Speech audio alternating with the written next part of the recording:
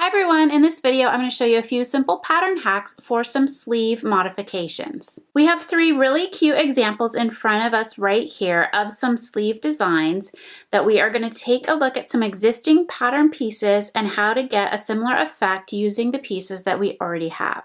So when you're doing a pattern hack, the first thing that you're going to want to look for are the design lines that need to be the same in the existing pattern. So for this first example right here, you can see this is a regular style sleeve with a gathered sleeve cap, and then it's just split down the center of the arm for the whole length of the sleeve, and it's connected here with these cute accent bow pieces. So for this design, I'm just going to be looking for a pattern that has a loose fitting sleeve that has kind of a bloused effect at the bottom, so either elastic or it's gathered in with a cuff down at the bottom, and it has a gathered cap up at the top.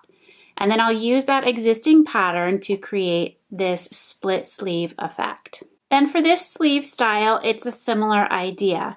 It has a split down the center, but it's overlapped in a different design than the first one that we looked at, but we can use a similar style sleeve. This one is shorter, but it's a similar shape for the entire pattern piece of the sleeve to do this type of effect as well. Now for this design in the center, this is raglan cut along the bodice. So we're just going to want to look for a pattern that has a bodice shape that's designed with a raglan sleeve.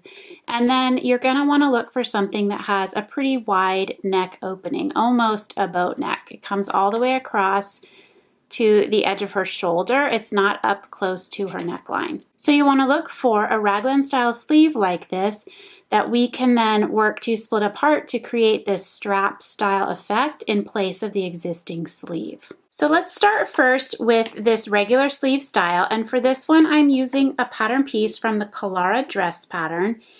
It's cut with a gentle cap, but it is gathered or eased in at the top, and then along the hemline you can either do an elastic casing or gather it with a cuff. So this sleeve design will work well to create this type of sleeve if we extend the length a little bit, or this type of sleeve as well.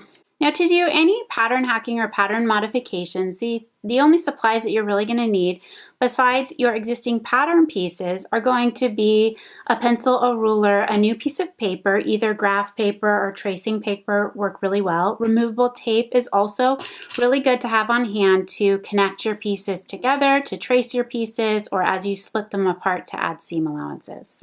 So to begin this process, I have a piece of removable tape on the back that I'm going to peel off so that I can secure this down to my new piece of graph paper. I've also folded the sleeve in half to mark the center point at the top of the cap and along the hemline. So I'm just going to place this down, and I'm lining this up on my graph paper so that I have a line that runs through the center and it's sitting right on a straight line at the base of my piece. Now if I didn't want to make any changes in length to this piece, I could simply cut this right down the middle to create my two new pattern pieces.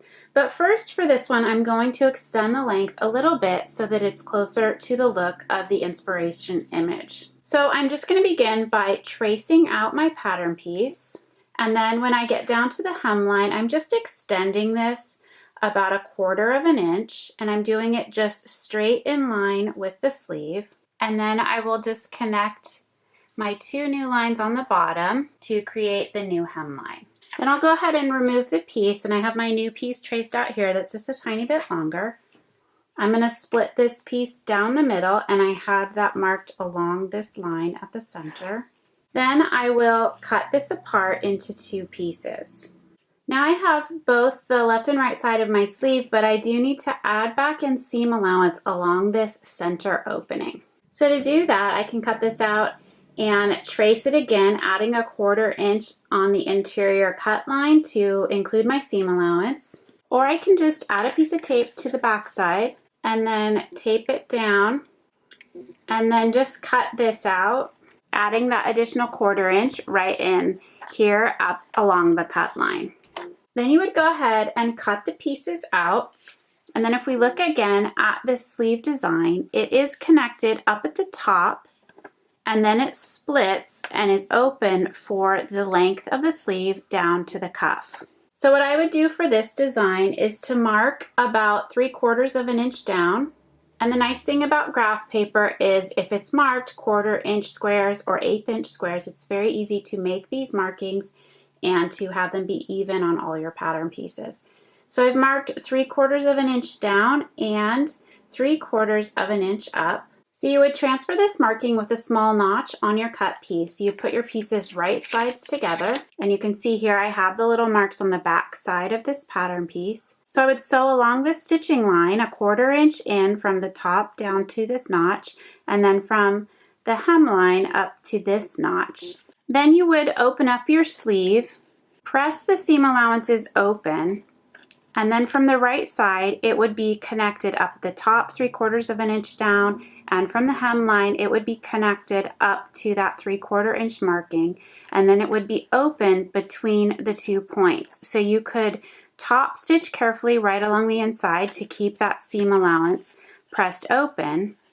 And then once the sleeve was gathered at the top and gathered along the hemline, it would create the look similar to this example, and then you could connect with a few hand stitches at the center point if you wanted to use the accents of bows or beads or some little small detail to have those 3 connection points. Then you would apply that part by hand. But from that point on, you could connect the sleeve to the body of the garment according to the pattern directions that you have. Now let's take a look at this second sleeve example. So for this one, I'm going to show you a little bit different technique for tracing your pattern piece that will include the seam allowance that you're going to need to add. And for this example, it is a little bit shorter than elbow length. So we'll be taking a little bit off the length of this sleeve for this example too. So being that this piece is going to need to be split in the middle like the first example, I'm simply going to place my piece down on my paper, and I have marked center point of the sleeve, and I'm going to trace half the sleeve, and then I'm going to move the pattern piece so that I can simply extend it and include that seam allowance. So then here, when I remove the pattern piece, you can see I have half the sleeve. This right here was the center point, and I'm simply going to be extending that to add 1/4 inch seam allowance. So then instead of needing to tape an extra seam allowance onto the piece, like we had done for this first example, we've simply drawn this with the seam allowance at the middle. Then I'll go ahead and scoot this down, and then I would simply trace the second side of the sleeve. And then on this side, I'll need to add in the 1/4 inch seam allowance that is extending from the center point as well. And then here you can see we have 2 halves of the original sleeve. Now for this one, I'm going to also trim off a little bit of the length. And again, I have graph paper with 1/4 inch lines on it, so it's very easy for me to just bring this up a 1/2 inch. So then this new line here is going to be my cut line. Then at this point, I would just cut out my 2 new pattern pieces. So here we have the 2 new pieces, and now again, we're looking at the sleeve that we want to create. So for this one, we can do a similar idea. This one is split higher up over the shoulder, so I won't sew this down as much, but I'll sew it together enough so that I can sew this into the arm's eye with the top of the sleeve connected. So I'll mark from the top. I'm going to do this just past the 1/4 inch, so about 3/8 of an inch down. And with right sides together, I would be connecting those up at the top, and then again pressing the seam allowance open for the entire length of the sleeve. Then at this point, once you have the top connected, you can sew this into the arm's eye of the design that you're working with, finish off the bottom by hemming the sleeve, and then overlap it to fit the circumference of her arm. And it will give you a little bit of a peaked opening just like it is here in the inspiration picture. Now let's take a look at this third example where we have the raglan sleeve style. So for this example, I have the Cortina top pattern because it fits the shape and the design lines of the inspiration image. Now there are a few things with this one that I'll want to look at. I would take some of these pattern pieces, and if I wanted to raise up this center scooped neckline, I would just make a few measurements and determine if I want to pull this up a little bit. Again, when you're working with an inspiration image, you don't have to copy it exactly. So if the sleeve strap style right here is the only part we're really looking to copy, but the scoop of the neckline could still come down lower, then that's fine. And all we need to work with is changing the sleeve itself. But overall, this does give us the shape for this design. This pattern is designed for knit fabric, so you would want to just simply cut out a piece of the front and the back, lay them over your doll, and then you could just determine if you wanted to add a little bit of ease, if you wanted to make it out of a woven fabric. But if you wanted to just use it, copy this idea, but still make a knit top, you could use the pattern piece as is. And again, it wouldn't need very much. You could simply just extend the seam allowance on the side about 1/4 of an inch to add in a tiny bit so that it would fit with a woven fabric. Now for the sleeve itself, this is made up of 6 thin little spaghetti strap style pieces that go around her arm. So my best recommendation for this would be to make your little straps first, and you can do this by just cutting strips of fabric. And if you want your straps to be 1/4 inch finished, then you would cut them about 3/4 of an inch, fold them in half, sew it with a 1/4 inch seam allowance, trim that seam allowance down as close as you could, and then use a loop turner or the bobby pin turning technique that I've shown in the maxi dress pattern. You could use that to turn your straps, and then you have a whole set of straps ready to go. Then you would take all your straps and you could set them on the sleeve pattern piece to determine the length needed for each strap as you worked your way down the arm. Then I would make markings between the front and the front side of the sleeve, and you could make marks along this seam allowance stitching line where you would put each strap so that you would have an equal spacing distance between the placement of each strap. And then you're going to want to make sure that you have the exact same placement on the back side, lining up with the back of the top so that the straps go in and connect, and then you would stitch all those down. Then you would have rows of straps that connect your front to your back in place of your sleeve piece. Then you would just go ahead and finish up the pattern according to the pattern instructions.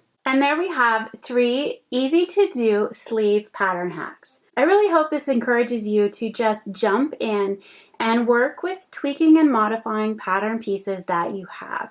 It's pretty easy to do, and there's really no wrong way to do it. Just remember that every time you cut pieces apart or draw in new design lines, you want to make sure that you add back in your seam allowances so that the pieces fit the doll as they're designed.